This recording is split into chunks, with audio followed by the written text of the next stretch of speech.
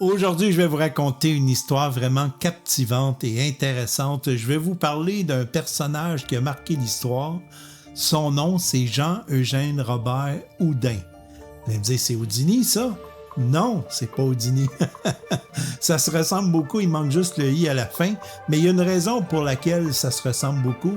C'est qu'en fait, le véritable nom de Houdini, c'était Eric Weiss. Et M.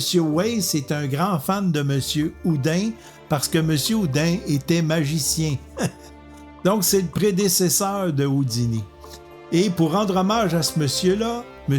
Weiss a décidé d'utiliser le nom de scène de Houdini. C'est pour ça. Alors, M. Jean-Eugène Robert Houdin, appelons-le Robert Houdin, c'est quelqu'un qui est élevé dans le monde de l'horlogerie parce que son papa était horloger à la base. Et M. Houdin était captivé par la mécanique de l'horlogerie, était captivé aussi par les automates qui étaient très à la mode à l'époque, mais son papa ne voulait pas qu'il devienne horloger. Alors il l'a un petit peu influencé pour qu'il devienne quelqu'un d'autre plus tard. Alors il l'a forcé à suivre des études en droit et de devenir notaire parce que c'était plus honorable d'être notaire que horloger. Alors, bien qu'il étudiait pour être notaire, M. Houdin travaillait à l'occasion avec son papa dans le domaine de l'horlogerie. Et un jour, son papa lui a demandé « Pourrais-tu aller à la librairie me chercher un livre? » Alors, il dit « Oui, pas de problème. » Alors, il est allé à la librairie chercher le livre en question et le libraire s'est trompé de livre. Il lui a donné un livre sur la magie. Alors, il est arrivé à la maison, son papa regarde le livre et dit « Ben non, c'est pas le bon livre, il s'est trompé. Il m'a donné un livre sur la magie. » Et M. Robert Houdin a été curieux de savoir c'était quoi ce livre-là. Il a ouvert le livre et grande révélation pour lui, il a découvert une nouvelle passion, celle de la magie.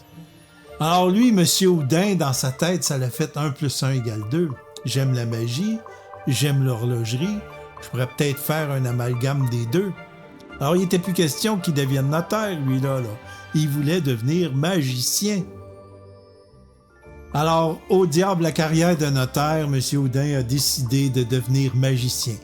Et à l'époque, être magicien, c'était pas quelque chose qui était très bien vu parce que, principalement, ceux qui faisaient des tours de magie, c'était des tours de magie de rue, c'était des mendiants qui faisaient ça.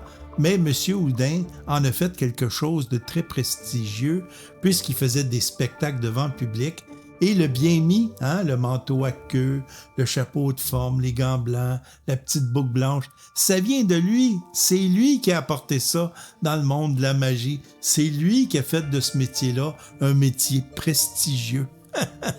Alors, M. Houdin, grand magicien, mais surtout grand inventeur, parce que M. Houdin a inventé le taximètre, mais pas le taximètre qu'on voit dans un taxi, le taximètre qu'on voit à l'escrime.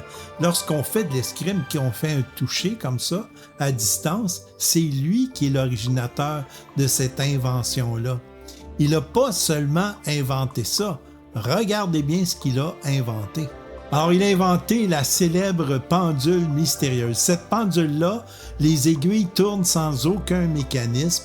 Et pour indiquer que les aiguilles tournent vraiment sans aucun mécanisme, il a monté la pendule sur un tube transparent afin d'indiquer que la pendule n'est pas reliée à aucun mécanisme. C'est assez impressionnant. Même encore aujourd'hui, c'est considéré comme un grand œuvre d'art de M. Houdin.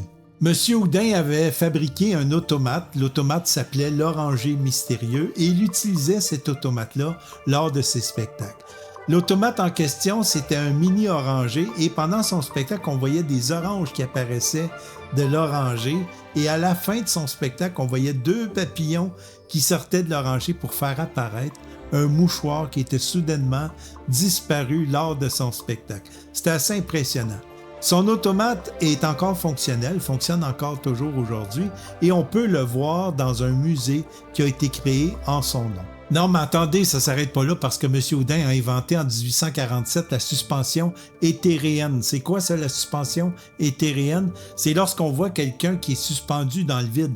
On le voit encore aujourd'hui, les travailleurs de rue qui font des spectacles de rue en étant suspendus dans le vide. Mais ça, c'est un concept qui provient de M. Houdin. Alors, ce monsieur-là, à l'époque, était tellement populaire qu'il avait sa propre salle de spectacle. C'est un monsieur qui a vraiment marqué le monde de la magie. Je pourrais vous en parler davantage, mais ça ferait une vidéo trop longue. Je vous invite à faire vos propres recherches.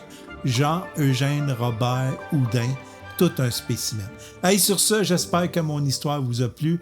Je vous souhaite à tous et à toutes une excellente journée. Bye tout le monde!